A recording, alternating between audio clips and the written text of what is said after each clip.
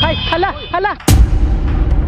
Sa lugar na gipit sa pera at daanan na pangkalabaw, may mga biyahe na hindi mo mababayaran ng cash, kundi ng tapang. Dito hindi lahat ng biyahe ligtas, pero minsan kailangan mong sumugal. At sa bawat kalsadang yan, may mga biyahe na hindi para sa mahinang loob. Dahil isang maling liko lang, pwede kang ma-featured sa balita. Ito ay kwento ng isang taxi na walang aircon, walang seatbelt, at minsan walang awa. Ito ang totoong kwento. Ito ang budget travel na may kasamang tawa, hiyaw, at dasal.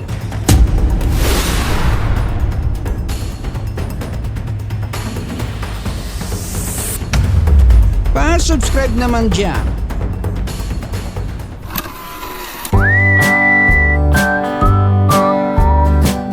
Sa mga liblib na lugar ng Mindanao, partikular sa Agusan del Sur at Davao de Oro, may isang legendary na sasakyan na parang galing sa Mad Max, ang Skylab, na mas kilala sa tawag nilang Katig o pinaangas na bersyon ng habal-habal. Isang motorsiklong hindi tumatanggap ng limitasyon at lalong hindi tumatanggap ng maximum capacity. Ang Skylab ay hindi lang sasakyan. Ito ay simbolo ng diskarte, tapang, at kawalan ng hiya sa physics. Diyan pinapaupo ang pasahero, sinasakay ang sako ng bigas, manok, baboy, minsan buong pamilya. Lahat kasya kahit hindi, at walang arte-arte. Kapag umulan, ang lupa nagiging tsokolate, madulas pero hindi masarap, at handang itumba ka anumang oras. Dito pumasok ang ideya ng katig. Kung bangka may katig, para hindi tumaob, bakit hindi sa motorsiklo?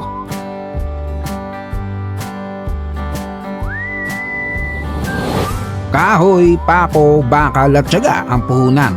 Walang engineer, walang YouTube tutorial. Diskarte lang at lakas ng loob.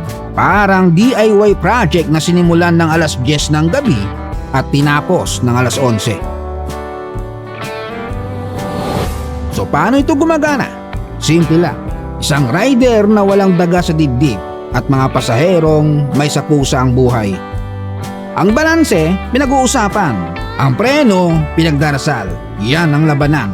Kapag bumilis, sabay-sabay kayong kakapit. Kapag lumiko, sabay-sabay kayong mag-iisip at magtitinginan kung oras na bang tumalon. Ito ang biyahe kung saan ang pinakamahalagang kagamitan ay hawak. At syempre, huwag kang malikot at pigilan mong mautot. Hindi man problema ng Skylab ang traffic, ang kalaban naman nito ay bangin, putikan, ilog, kargang mabigat, at minsan sarili niyang preno. May mga daan na isang maling timpla lang ng throttle, kasama ka na sa kwento ng barangay. Pero tuloy pa rin ang pasada dahil may batang kailangang pumasok sa eskwela. May bigas na kailangang ibenta, may buntis na kailangang ihatid, may lamay na kailangang puntahan, o mga taong walang ibang option. Hindi ka yayaman sa Skylab, hindi ka rin sisikat. Minsan ang bayad, barya, bigas, gulay, minsan utang muna. Pero kapalit nito ang respeto. Dahil kapag ikaw ang driver ng Skylab, kilala ka ng buong sitio. Bilang ambulansya, ikaw ang delivery, ikaw ang grab, lalamove at angkas ng bundok. 3 app sa isang motor.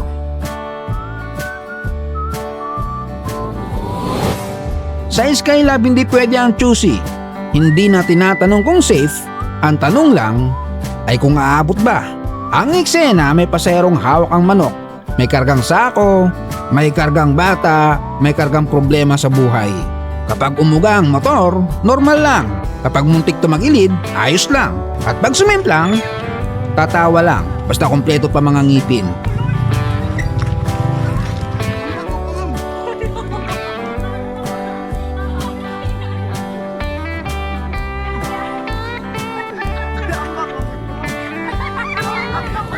Para sa kanila, hindi ito adventure. Ito ay pang-araw-araw na nilang buhay.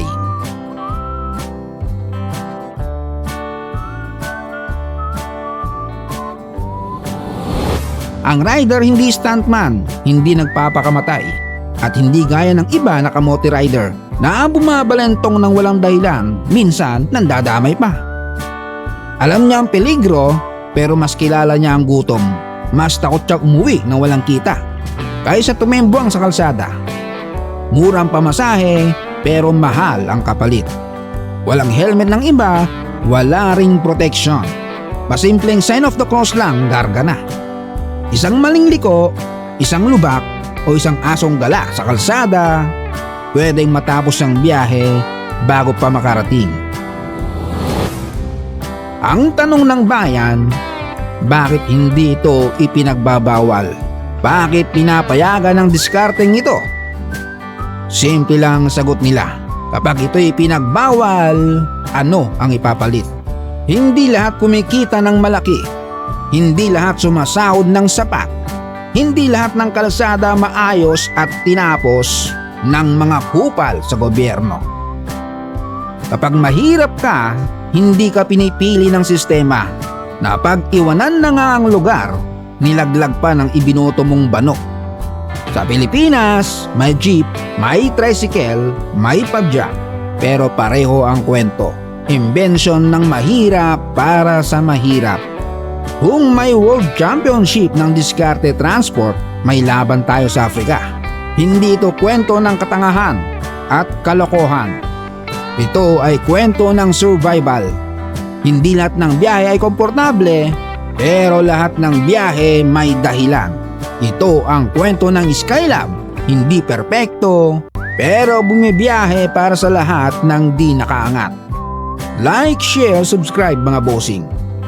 Shout out Rachel Pico, Teresa Del Mundo na nasa Spain, Justin Chua Coriano, John Vildagues Mall from Sagay City, Negros Island, Jaco Salem Randy from Calawisan, Lapu-Lapu City, Ador Katwagal from San Pedro, Jonel Vien ng Bawak Marinduque, Muhammad Ismael from Dipolog City, Victor Lazarata na nasa Western Region, Abu Dhabi, Jonathan Henodepa from Camarines Norte, Gan Pascor from Iligan City, Carrie Elena and Polinag family ng Rosario, Cavite, Risa Leonardo na nasa UAE, Roy Mangente from Croatia, Europe, CSRP H2T from Cebu, Ana de los Santos from North Caloocan, Camarin, Don Cabs na nasa Doha, Qatar, at sa mag-asawang Jeff Hernandez and Margie Hernandez ng San Pedro, Laguna. Salamat sa panonood, hanggang sa muli.